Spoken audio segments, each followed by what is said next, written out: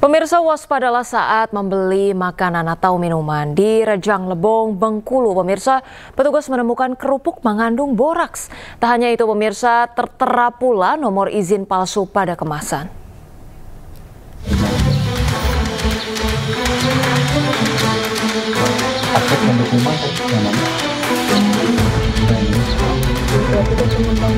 Petugas Badan Pengawas Obat dan Makanan mendatangi salah satu rumah warga yang memproduksi kerupuk di Desa Air Merah, Kabupaten Rejang Lebong, Bengkulu. BPOM mendatangi rumah warga ini setelah mengetahui pemilik rumah baru saja menerima paket berupa bahan-bahan kimia. Alhasil paket yang dibeli secara online ini langsung diperiksa dan dibawa ke kantor BPOM. Usai didalami, ternyata kerupuk mengandung boraks yang berbahaya bagi tubuh. Nah, tapi di dalam produk ini yang terdapat kandungan boraks yang dicampurkan ke bahan-bahan pangan. Nah, ini yang tidak boleh di produk makanan. Di bungkusnya juga ada label BP POM seperti apa? Jadi BP POM ini awalnya ini sudah tidak ada. Jadi izin edar ini tidak ada dari BPOM.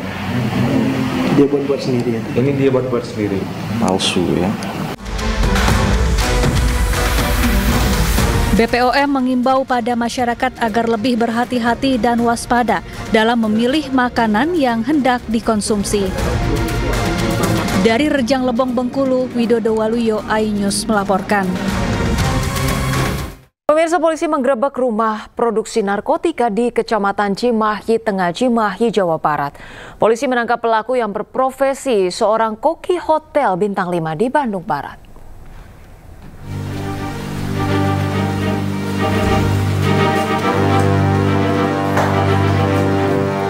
Inilah detik-detik penangkapan terhadap seorang pelaku pengedar dan produksi tembakau sintetis di salah satu rumah di Jalan Cisangkan Hilir, Kelurahan Padasuka, Kecamatan Cimahi Tengah.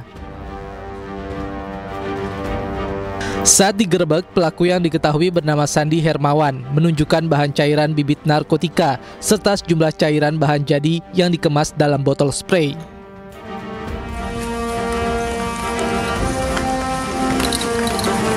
Sandi bersama dua orang pelaku lainnya yaitu Dimas Arya Pratama dan Muhammad Rafli ikut diciduk dan berhasil dikembangkan oleh polisi.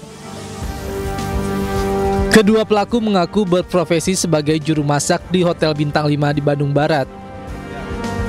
Rumah ini diduga dan berhasil diungkap oleh Sat Narkoba Polres Cimahi yang digunakan sebagai home industry.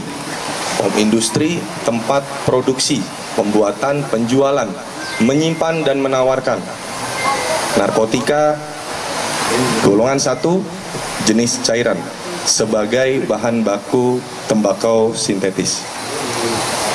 Baik, saat ini bisa dilihat bahwa Sat Narkoba berhasil mengamankan 3 orang berinisial SH, MR, dan DAP.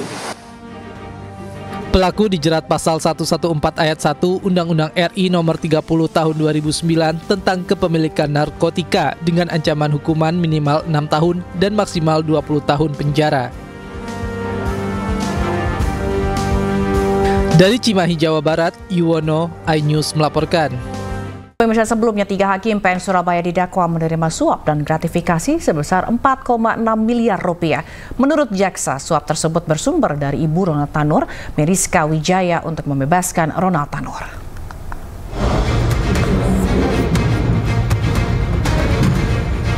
Pasca vonis bebas Ronald Tanur, 3 hakim di Pengadilan Negeri Surabaya duduk di kursi terdakwa. Mereka adalah Erin Tuadamanik yang merupakan hakim ketua, sementara Mangapul dan Heru Anindyo merupakan anggota majelis. Ketiganya didakwa sebagai penerima suap dan gratifikasi dalam vonis bebas Ronald Tanur dengan nilai 1 miliar rupiah dan 308.000 dolar Singapura atau total 4,3 miliar rupiah. Tindak pidana tersebut terjadi antara Januari hingga Agustus 2024. Perkara ini pun melibatkan mantan Kepala Balitbang Diklat Mahkamah Agung, Zarof Rikard. Kasus bermula dari jeratan hukum untuk Ronald Tanur atas kematian kekasihnya Dini Sera Afrianti. Ibu Ronald Tanur, Meriska Wijaya, berupaya agar anaknya bebas. Dia pun meminta pengacara bernama Lisa Rahmat untuk mengurus perkara tersebut. Lisa lalu menemui Zara Frikar untuk mencarikan hakim PN Surabaya yang dapat menjatuhkan vonis bebas. Ronald Tanur pun akhirnya divonis bebas pada 24 Juli 2024. Namun di tingkat kasasi MA membatalkan putusan bebas tersebut. Ronald Tanur akhirnya divonis dengan 5 tahun penjara. Tim Liputan iNews melaporkan. Pemirsa, terima kasih Anda masih bersama kami di iNews Siang bersama saya Rosalyn Cio. Pemirsa, kita ke informasi terkait semburan api dan lumpur panas berbau belerang di lahan pertanian warga Mandailing, Natal, Sumatera Utara meluas. Dari peninjauan lokasi, petugas memastikan titik semburan meluas dan terdapat sejumlah titik baru namun masih dalam kategori aman.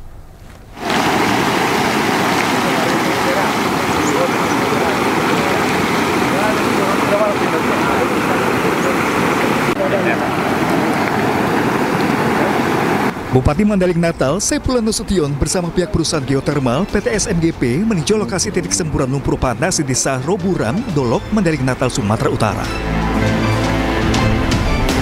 Di lokasi, petugas mendapati salah satu titik semburan lumpur semakin membesar dan terdapat sejumlah titik semburan baru.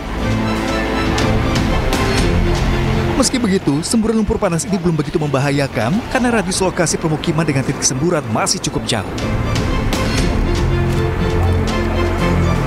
Hanya saja, sebagian warga kini tak bisa beraktivitas ke kebun karena kebun mereka berdekatan dengan titik semburan lumpur panas.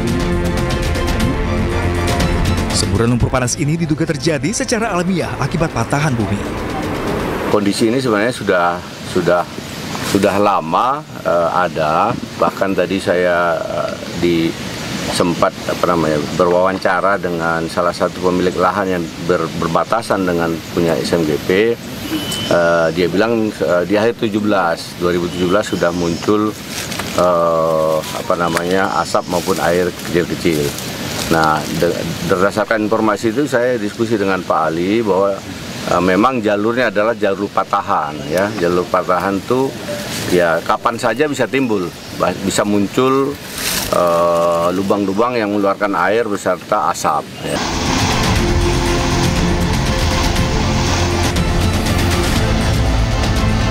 Guna meyakinkan keamanan warga, Pemkab Mandailing Natal masih menunggu kajian resmi dari Kementerian SDM yang akan lakukan pengecekan di lokasi dalam waktu dekat. Dari Mandailing Natal, Sumatera Utara, Ahmad Hussein Lubis, iNews melaporkan. Pemirsa, video CCTV komplotan emak-emak mencuri di sebuah toko kue viral di media sosial. Bahkan pemilik toko menggelar sayembara dengan hadiah bagi yang berhasil menangkap pelaku.